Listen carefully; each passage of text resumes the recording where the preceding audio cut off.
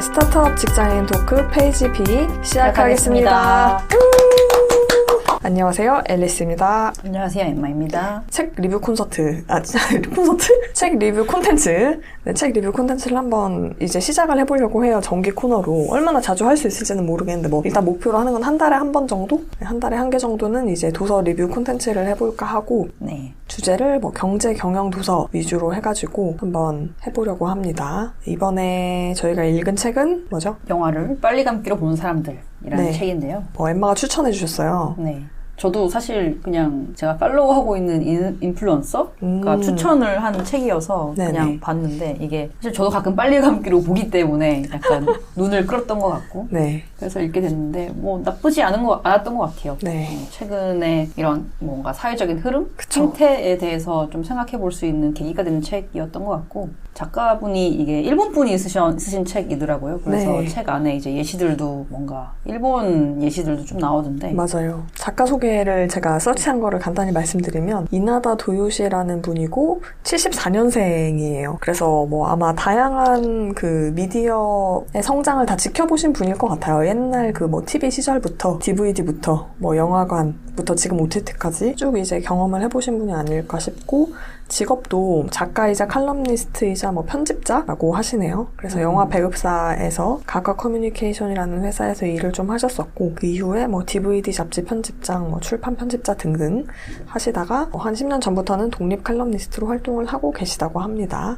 그래서 이분이 이제 영화를 빨리 감기로 보는 사람들에 대한 내용을 잡지 같은데 기고를 좀 하셨다고, 칼럼식으로 기고를 좀 하셨다고 해요. 그러다가 이제 책을 쓰신 거죠. 바로 이 책 내용을 먼저 할까요? 아니면 저희의 콘텐츠 소비 패턴을 먼저 할까요? 소비 패턴 먼저 네. 잠깐 얘기를 해볼까요? 네. 영화를 빨리 감기로 보시나요? 저는 마음 먹고 봐야겠다고 하면은 원 속도로 좀 남겨놓고 보는 편이고 아예 저는 안 보는 편이에요. 관심이 없다 싶으면. 저랑 비슷하네요. 1배속으로 보려면은 정말 재밌는 내가 관심있는 걸 가져서 1배속으로 본다. 네. 하지만 애매한 건 그냥 안 보고 만다. 약간 이런 느낌. 네. 그리고 이제 유튜브나 콘텐츠 중에 정보성 콘텐츠들은 저는 2배속으로 봅니다. 아, 진짜요? 네. 근데 2배속으로 보면 가끔 그 발음이 뭉개지지 않아요? 다 알아듣습니다. 오. 이게 제가 어디 책에서 봤나? 기사에서 봤나? 그런데 네. 이제 사람이 글로 인식을 할 수 있는 글자 수와 들었을 때 인식하는 글자 수가 이게 차이가 있대요. 글로 보면은 사실 더 빠르게 더 많은 글자 수를 인식을 할 수 있기 때문에 음성으로 들을 때는 좀 약간 지루하다? 라고 느껴지는 포인트도 있고 그래서 제 생각에는 뭔가 강연이나 이런 거 할 때 자는 사람이 그래서 발생하지 않나 싶은데 그래서 저는 이렇게 들을 때 확실히 이게 느리잖아요. 사람이 그쵸. 말할 때 천천히 말하게 되고 네네. 글로 보는 것보다는 더 적은 내용을 데이터가 들어온다고 생각을 해서 저는 충분히 2배속으로도 충분히 가늠이 가능하고 그리고 심지어 중간중간에 건너뛰기도 합니다. 아, 진짜요? 뭔가 좀 쓸데없는 네, 내용이다 그쵸. 싶으면 네. 저도 사실 지식 정보 전달 목적? 그러니까 뉴스 같은 거 그런 것들은 좀 빨리 보는 편이긴 한 것 같아요. 뉴스도 이제 속도가 저는 약간 느리게 느껴지더라고요. 그냥 보면은. 그렇죠. 네, 그래서 한 1.5배 정도? 저는 근데 2배속까지는 아직 좀 힘들어가지고 발음이 좀 뭉개지는 것 같아서 1.5배 정도로 저는 봅니다. 근데 이게 책에도 나왔는데 저도 제가 생각하기에는 코로나 전에 이렇게까지 보진 않았던 것 같거든요. 맞아요. 특히 맞아요. 유튜브도 사실 젊은 세대분들은 이전에도 영상이나 더 많이 봤을 거라고 생각을 하는데 그 전에는 저도 유튜브도 거의 보지 않았고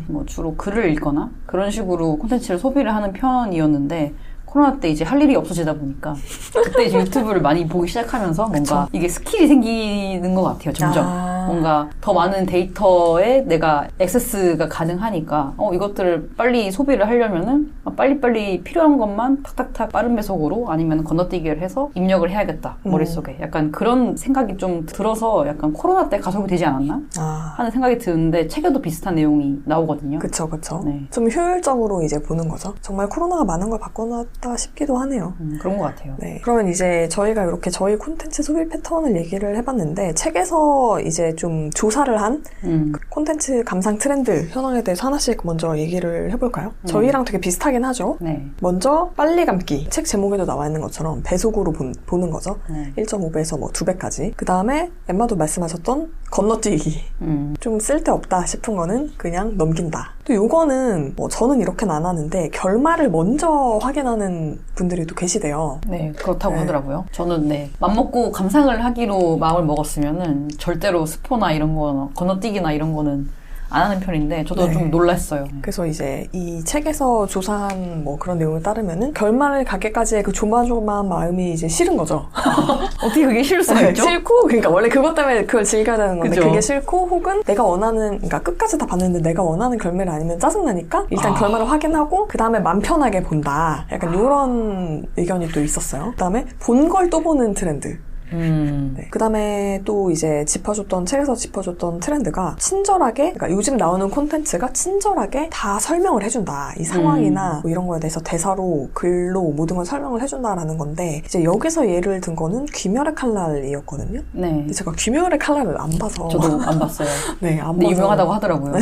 핫했잖아요. 한창 네. 작년에. 귀멸의 칼날에서 예를 들어서 막 주인공이 뛰다가 눈에 떨어져서 이제 살아난 장면을 굳이 또 설명을, 눈밭에 애가 떨어졌기 때문에 살았다. 이런 설명을 덧붙인다거나 뭐 이런 식으로 좀 설명이 많았었나 봐요. 그래서 이거는 뭐 일본 작품의 특징일 수도 있을 것 같기도 하고 제가 그나마 떠올릴 수 있었던 거 하나는 그 조초소 웹드라마 아세요? 네. 그게 약간 그 나레이션이 깔리잖아요. 그래서 컨셉이긴 하지만 또 그게 어떻게 보면은 친절하게 상황을 설명해주는 그런 컨셉이 아닐까 그런 생각도 좀 들었습니다. 그래서 이런 트렌드들이 있는데 공감이 많이 되시나요? 공감이 되는 것도 있고 안 되는 것도 있는 것 같아요. 사실 저도 엄청 그 MZ셋은 아니기 때문에 일부 공감, 짝짝 중간에 있는 것 같아요. 일부 공감, 일부는 이렇게까지? 약간 이런 생각이 좀 들기도 하고 네. 그리고 그런 생각도 들었어요. 이게 일본에서 쓴 책이고 이제 일본 분들을 대상으로 한 스터디를 해가지고 쓴 책이다 보니까 약간의 조금은 일본만의 그런 상황적인 것도 조금은 있었던 것 같고 네. 그래서 뭐 이런 트렌드에 대해서 돌이킬 수는 없지 않나라는 생각은 일단 했습니다.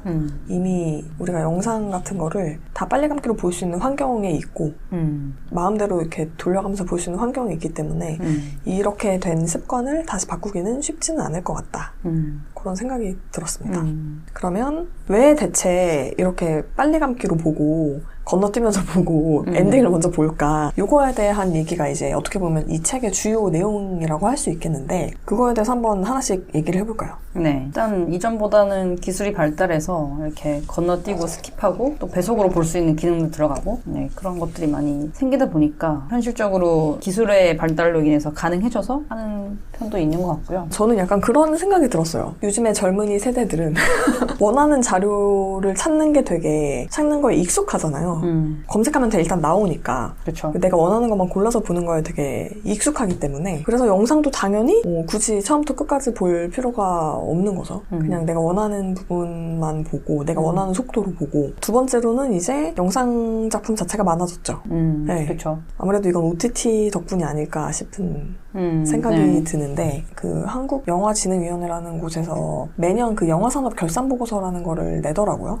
그래서 그거를 찾아봤는데 그 작년 한 해 동안 한국 영화가 실질적으로 개봉된 그러니까 실질적으로 개봉됐다라는 거는 실제로 이제 상영을 어느 정도 최소한의 정도로 상영을 한 영화를 말을 하는데 그게 이제 작년 한 해 동안 226편 정도 실제로 개봉을 했다고 해요. 근데 반면에 넷플릭스 오리지널이 제작된 수가 물론 북미 쪽 기준 수치이긴 하지만 거의 900편 정도 제작이 됐다고 합니다. 참고로 한국에서는 한국 넷플릭스 오리지널은 작년에는 25편 정도, 올해는 34편 정도가 출시 예정이라고 하고요. 이 OTT 시장이 영화 시장만 놓고 봤을 때 이미 극장의 2배를 뛰어넘었다고 해요. 글로벌리. 시장 규모만 봤을 때. 그래서 OTT가 한 연간 세계적으로 한 94조 정도 시장이 되고 그다음에 극장이 50조 정도? 그러니까 이미 2배인 거고 전체 시장 점유율을 따졌을 때 OTT가 이 전체 이제 영화 영상 산업에서 한 60% 정도 벌써 마켓 쉐어를 하고 있다고 합니다. 이미 절반 이상을 이제 먹은 거죠. 네, 그래서 이 OTT가 너무 일반화가 됐다. 그래서 이런 OTT들에서 또 작품을 많이 쏟아낸다. 볼 게 너무 많다. 그렇죠. 네.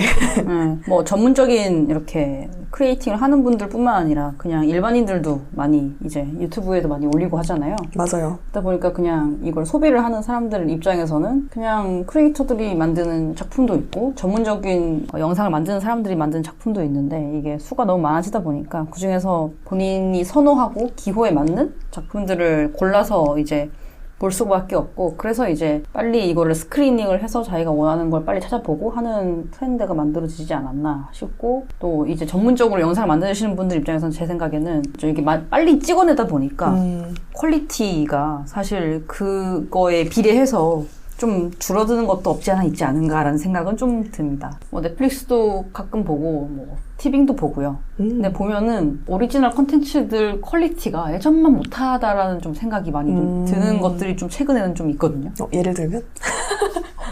웹툰 베이스로 한 작품들이 네네. 다 스토리가 비슷비슷해요. 아. 근데 그런 것들 중에 좀 이건 좀 아니지 않나, 좀 퀄리티가 떨어지지 않나 하는 작품들 좀 있었던 것 같고, 이게 아무래도 이게 트렌드잖아요. 뭐 웹툰이나 웹소설 맞아요. 이런 것들이. 그래서 트렌드가 빨리 바뀌다 보니까 그런 것도 있는 것 같고, 예전에는 이제 하나를 만들 때 정말 많은 정성과 많은 에포트가 필요했는데, 그쵸. 지금은 사실 그런 것들이 좀 더 쉬워지고, 뭐 비용적으로도 더 낮아지고 하는 측면들이 있는데, 그래서 이제 뭔가 찍어내기식의 다양한 건 너무 많아져서 이렇게 건너뛰는 트렌드가 자리 잡은 게 아닌가 싶기도 하고요. 저도 일부 공감을 하는 게, 예를 들면 예전에는 되게 국민 드라마 같았던 드라마 중에 뭐 허준, 대장금 이런 거 있잖아요. 대작이잖아요. 네. 50회씩 그렇죠. 1년 내내 하고 막 그랬던 것들이 있었는데, 그런 게 어떻게 보면은 조금 퀄리티가 있으면서도 되게 정성을 쏟는 뭐 그런 또 역사적 고증에도 되게 신경을 쓰고 그죠. 네, 그런 작품들이었다면 요즘은 이제 좀 가벼워졌다. 이렇게 비슷비슷해요. 네, 뭔가. 비슷비슷하고 그렇게 느낄 수 있는 작품들이 좀 많아진 거죠. 근데 저는 최근에 마블도 비슷비슷하다고 느껴졌거든요. 갑자기 멀티버스를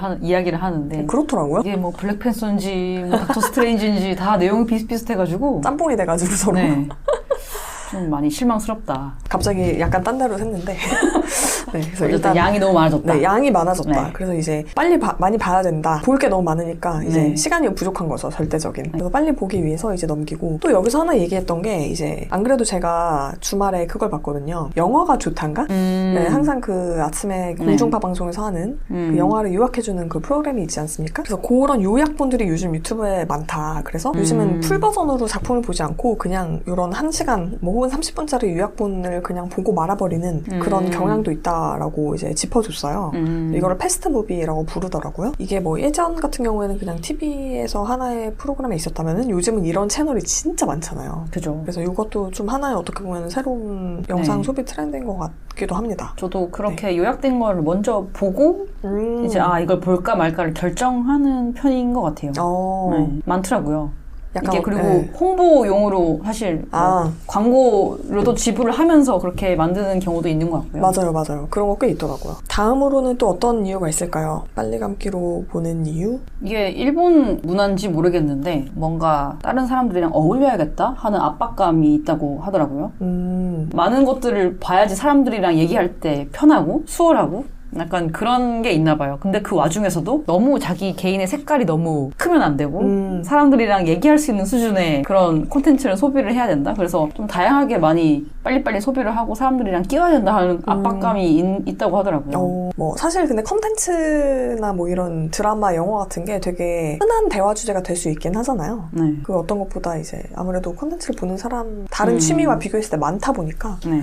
저도 항상 이제 직장 동료들과 점심시간에 얘기를 하거나 이럴 때 뭐 봤는지, 콘텐츠 요즘 뭐 보는지 이런 얘기 많이 하는 것 같긴 해요. 그런 거의 연장선으로 이제 취미생활 중에 그래도 가성비가 나오는 좀 적은 비용을 투입해서 할 수 있는 게 이런 콘텐츠 소비이다 보니까 투입한 시간 대비 더 빠르게 다양한 걸 보기 위한 그런 문화로도 요즘 트렌드가 바뀌고 있다라는 의견도 있는 것 같아요. 특히 이 책에서는 이제 일본이 그동안 저성장 기조를 계속 몇십 년 동안 가져갔었고 그러다 보니까 대학생들이 또 돈이 없고 그렇죠. 네, 그러다 보니까 경제적인 이유뿐만 아니라 멘탈적인 이유, 정신적인 이유로도 이거를 막 작품을 음미하고 이런 시간이 좀 없지 그쵸. 않나? 이런 얘기도 있었어요. 그리고 그거는 약간 저는 우리나라도 비슷한 것 같기도 해요. 왜냐면 대학교 다닐 때도 그렇고 다 이제 취업 준비하랴, 뭐 아르바이트 하랴, 학업 뭐 하랴 되게 바쁘잖아요. 그러다 보니까 이제 좀 시공간의 제약이 그래도 좀 없이 할 수 있는 게 영상 보는 거이다 보니까. 그렇죠. 그리고 아무래도 코로나 때 이제 모든 사람들이 거의 반강제적으로 집에서 이제 갇혀 있을 때 그때는 이제 할 수 있는 취미 가질 수 있는 취미생활이 그거밖에 없으니까 아마 그런 것들이 확대가 됐던 것 같고 네. 또 이제 코로나 끝나고 나니 경기 침체며 소비를 할 수 있는 여력이 좀 줄어들고 있잖아요, 최근에는. 맞아요. 그렇다 보니까 이제 또 코로나 때 더 유행했던 골프나 테니스 이런 것보다는 뭐 돈 안 드는 등산이나 뭐 이런 콘텐츠 소비나 이런 쪽으로 좀 트렌드가 최근에는 바뀌고 있는 것 같기도 하고요. 맞아요, 맞아요. 네, 좀 더 약간 투입한 비용 대비 좀 더 가성비가 있는 취미생활을 그쵸. 하기 위한 변화일 수도 있고요. 정말 빠르게 바뀐 것 같습니다. 그리고 또 이것도 얘기를 안 해볼 수가 없는데 효율을 중시하는 풍조? 나는 절대 재미없는 거를 보면서 내 시간을 낭비하지 않을 거야. 그런 마음. 뭐 어떻게 보면 이제 예고편을 먼저 좀 한 20분짜리 유튜브에서 보고 그 다음에 내가 처음부터 끝까지 볼 작품을 정하는 것도 그런 효율 중시의 하나인 것 같고요. 효율 중시 방식의. 효율성을 추구하는 사회이다 보니 일에서뿐만 아니라 학교에서뿐만 아니라 영상 보는 거에서도 좀 효율적으로 모든 걸 하고 싶은 그리고 요건 또 재밌었어요. Z세대들은 예상하지 못한 미래에서 스트레스를 받고 충격적이었습니다. 네, 알 수 없는 일이나 예상하지 네. 못한 미래에서 스트레스 받고 아까 처음에 얘기했던 그거죠. 결말을 먼저 보고 이제 전체 그쵸. 드라마를 보는 거. 그 다음에 실패하는 거에서 상처를 받는다. 그러니까 이 콘텐츠를 봤는데 약간 재미없으면 실패를 한 거잖아요. 그거에 대해서 상처를 받는다는 거죠. 이해할 수 없네요. 네, 그래서 이 책에서도 얘기를 한 게 밀레니얼 세대는 체험하지 못한 것에 가치를 둔다. Z세대는 체험을 따라가는 것에서 가치를 찾는다. 한다는 것 자체에 뭐 의미를 준다라고 할 수 있겠죠? 근데 저는 이거를 보면서 이제 생각났던 게 방탈출 게임 되게 좋아하거든요. 근데 방탈출 게임이 옛날에는 탈출 못하면 그냥 끝이었어요. 맞아요. 네, 힌트도 막 한 3개, 맞아요. 5개 이 정도가 맥시멈이고 맞아요. 탈출을 못하면 그냥 아까운 거였는데 요즘 하는 방탈출은 힌트를 무한대로 줍니다. 네, 얼마든지 내가 힌트를 쓰면서 어쨌든 엔딩은 볼 수 있게 끝까지 해볼 수 있게 이제 해주는 거죠. 그래서 언제부턴가 그렇게 됐더라고요. 약간 요런 게 또 비슷한 맥락이 아닌가 그런 생각도 좀 했습니다. 약간 예상치 못한 것에 대한 불안감? 그런 게 있는 것 같아요. 네. 그럴 수도 있는 것 같기도 하고. 네, 잘 이해는 안 가네요. 결국 그건 것 같아요. 그러니까 모르는 거에 대해서 바로 알 수 있는 환경에서 오랫동안 어렸을 때부터 살아왔기 때문에 그 조금이라도 내가 모르는 상황을 못 참는 거죠, 이제. 그럴 수 있죠. 약간 그런 거의 맥락이 아닐까. 바로 검색하고. 네, 바로 검색하고 컨텐츠 소비하는 것도 내가 보고 싶은 것만 보는 거거든요. 그러니까 뉴스도 예전에는 신문으로 봤다면은 이거만 하니까 너무 꼰대 같긴 한데 라떼 이야기네요. 라떼인데 종이신문은 내가 보기 싫은 관심 없는 주제도 어쨌든 헤더나 이런 게 다 억지로 눈에 맞아요. 보이잖아요. 근데 요즘은 그냥 내가 보고 싶은 뉴스나 이제 큐레이션 해서 볼 수 있고 맞아요. 특정 키워드 같은 거는 그냥 뮤트할 수도 있다고 하더라고요. 뭐 맞아요. 트위터나 이런 데서. 그래서 그런 요즘에는 것들. 인스타에 그래서 일부러 종이신문 올리시는 분도 있어요. 인스타에 그 대박. 종이신문에 의미 있는 기사들을 소개하는 채널도 있다고 하더라고요. 이게 사실 온라인으로 이제 디지털로 이게 다 추천이잖아요. 이게 그쵸, 요즘 그쵸. 검색이나 이런 기사들은 추천 개인화. 베이스다 보니까 네네. 키워드나 뭐 어떤 특정 주제를 내가 많이 보게 되면은 거기에 이제 알고리즘 최적화되어서 이제 그런 것들이 더 많이 보게 되고 맞아요. 근데 이제 종이신문은 약간 의도치 않은 새로움 그런 게 있는 거죠. 디스커버리를 할 수 네. 있는 거죠. 그래서 그 인스타 채널은 아마 그런 거를 의도를 해서 이제 만드신 게 아닌가. 저는 그런 게 좋은데 요즘 친구들은 아마 오늘 라떼는 방송인데 완전히. 네, 예상치 못한 것을 두려워하고 맞아. 아마 이게 실제로 현실이 경제 상황이나 뭐 등등 이게 예상치 못한 것들이 많다 보니까 그거에 대한 스트레스가 있어서 이런 게 아닐까 싶긴 하네요. 그런 것도 있는 것 같아요. 네. 네. 그리고 약간 그런 것도 있어요. 쾌락주의적인 약간 사고방식? 그러니까 예를 들어서 조금이라도 내가 기분이 거슬리거나 불쾌한 내용이 있으면은 그거는 보기 싫은 거죠. 그래서 뭐 라이트 노벨 같은 게 또 일본에서도 인기가 많잖아요. 그러니까 나는 이걸 봤을 때 즐겁기만 하고 싶은 거예요. 뭔가 갈등이나 이런 걸 보기가 싫은 거죠. 그래서 이제 라이트 노벨에서 이제 주로 나오는 소재가 뭔가 회귀 혹은 빙의를 해서 이미 그 주인공은 약간 슈퍼파워를 가지고 있는 거죠. 모든 걸 다 알고 있고 최근에 그 재벌집 막내 아들 드라마랑 비슷한 컨셉인 건데 이제 무적인 사람이죠. 캐릭터. 네, 다 알고 있고 그리고 뭐 로맨스물 같은 경우는 이제 무조건 해피엔딩으로 끝나고 새드엔딩은 없다. 무조건 이루어지고 뭐 갈등이나 스트레스가 없는 그런 작품들을 좀 더 보고 싶어하는 그런 마음도 있는 것 같다. 뭐 그거는 어떻게 보면 현실이 너무 힘드니까 이런 거라도 재밌는 거를 보자. 약간 그런 마음일 수 있겠네요. 네. 또 충격적이었던 내용 있나요? 네. 뭐 저는 좋아하는 감독이나 뭐 특정 뭐 제작을 하시는 분이나 있으면은 그분들 비슷한 뭐 작가나 뭐 비슷한 작품들을 꼭 챙겨서 보는 편인데 그런 게 전혀 신경을 요즘에는 안 쓴다라고 하더라고요. 감독 따라서 관람을 전혀 안 한다? 뭐 이런 것도 좀 충격적이었고 뭐 예를 들어서 저는 크리스토퍼 놀란 감독을 되게 좋아하는데 무조건 이분이 한 작품은 보고 뭐 좋든 안 좋든 뿐만 아니라 뭐 드니 빌레브 감독이나 좋아하고 이런 것들은 무조건 보는 편인데 요즘은 그렇지 않고 그냥 약간 원어브댐? 약간 모든 작품을 그냥 원어브 그냥 여러 가지 중 하나로 보는 그런 게 있는 것 같아요. 다시 또 연결하면 약간 질보다는 양? 이걸 막 프로세스를 해야 된다? 약간 그런 압박감 같은 게 있는 것 같아요. 그쵸. 그 책에서도 얘기를 하지만 작품 감상이 아니라 콘텐츠 소비를 하고 있다. 이런 얘기를 좀 하죠. 그거랑 비슷한 맥락인 것 같아요. 이게 약간 안 보는 거에 대한 그런 두려움도 있나 봐요. 또 봐야 내가 대화에 낄 수 있고. 그런가 봐요. 네. 그리고 또 그런 것도 있잖아요. 이게 딱 유행하고 이럴 때 빨리 봐야지. 그쵸. 지나서 보면은. 그쵸. 뒷북이죠. 네, 그쵸. 네. 그런 것도 좀 있고. 사실 저도 최근에 그 시그널이라는 드라마를 봤거든요. 명작인데. 네. 진짜 명작. 근데 제가 작년에 봤는데 그 2015년작이에요. 그쵸. 너무 뒷북인데요? 그쵸. 저 혼자 되게 재밌긴 한데, 나 혼자만 재밌는 거죠. 그죠. 그 시대에 이제 낄 수 없고. 그쵸. 그 네이버 톡이라고 있어요. 이 드라마 보면은 이제 라이브로 이제 보면은 그때 이제 사람들이 그쵸. 보면서 같이 뭐 욕을 하거나 평을 하거나 그런 게 있는데 네. 약간 그런 것도 뭔가 같은 시대에 감상을 한다? 약간 그런 재미? 그런 재미가 있죠. 같이 보는 재미가 또 좀 있으니까. 네. 그래서 일단 콘텐츠의 미래에 보면은 사실 이 책에서 이제 리퀴드 소비라는 단어를 쓰더라고요. 네네. 이제 콘텐츠를 소비하는 주기가 짧아진다. 이제 단시간 만에 다음 소비로 바로바로 이동하고 사실 기존에는 뭔가 DVD를 빌린다거나 영화관에 간다거나 하는 형식으로 내가 지불하는 비용이 꽤 컸잖아요. 맞아요. 하나를 보는데. 근데 맞아요.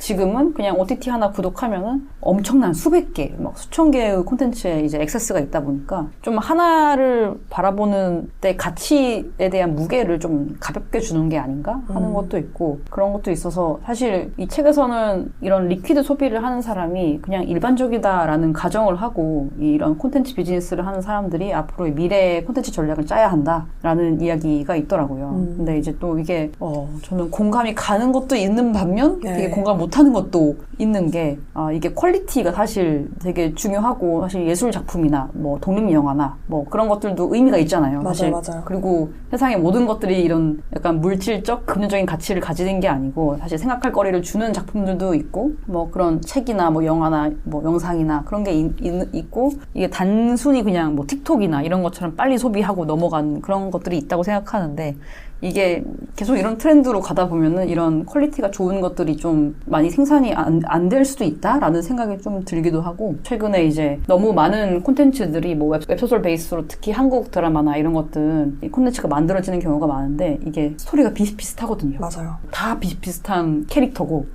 그렇다 보니까 좀 이게 생각할 거리를 주는 그런 작품들이 많이 안 나오고 있다라는 생각이 들고 비유를 들자면 최근에 저는 많은 분들이 공감하겠지만 더글로리라는 작품을 되게 좋게 봤는데 맞아요. 그 작가님의 따님이 이 질문으로부터 시작을 했다고 해요. 엄마 내가 만약에 학교 폭력을 뭔가 했으면 피해자였으면 나, 가해자였으면 나 이 질문으로부터 시작했다고 해요. 근데 이게 정말 생각할 거리를 던져주는 되게 그쵸. 그런 주제잖아요.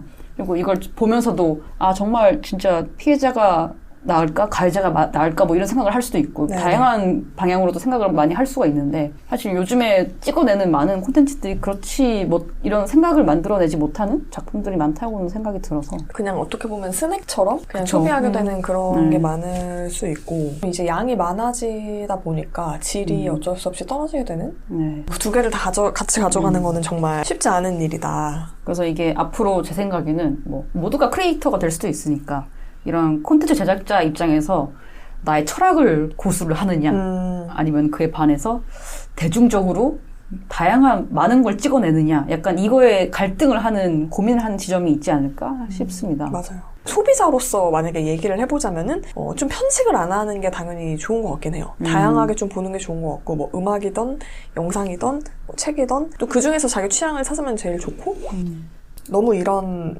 친절하기만 하고 이제 쾌락적이기만 한 거에 익숙해지면은 아쉬울 수 있다. 그러니까 그 문화적인 수준이 뭔가 거기에 계속 머무를 수도 있다. 약간 이런 생각을 했어요. 그래서 소비자로서는 저는 다양하게 보는 게 좋은 것 같다.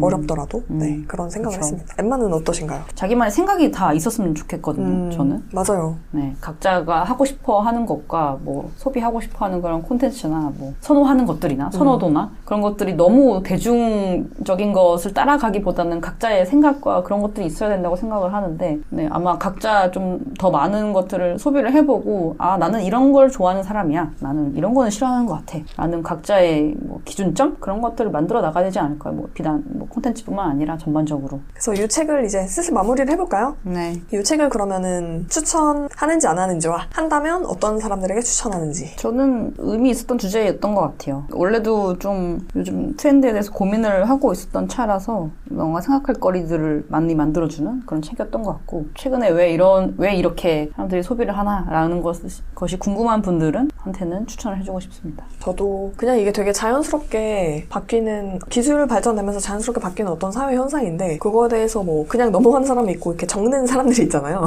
이 작가분은 그거에 대해서 적는 사람이었던 것 같고 한번 생각을 해보는 사람이었던 것 같고 요즘 젊은이들의 어떤 컨텐츠 소비 트렌드에 대해서 좀 궁금하신 분들 읽어보시면 좋을 것 같고 저는 흥미롭게 잘 읽었었던 것 같습니다. 그러면은 마무리 할까요? 네. 다음에는 또 다른 책으로 한번 어떻게 뭐 추천할 만한 책도 있으신가요, 엠마? 아직은 없는데 네. 생각나면 또 얘기해 보시죠. 네, 한번 생각나면 말씀을 해주시고 아니면 추천해주고 싶은 책이 있으시면 들으시는 분들 중에 혹시 댓글로 남겨주시면 저희가 한번 읽어보는 걸로 그렇게 한번 해보겠습니다. 그러면 여기서 마무리하도록 하겠습니다. 오늘도 들어주셔서 감사합니다.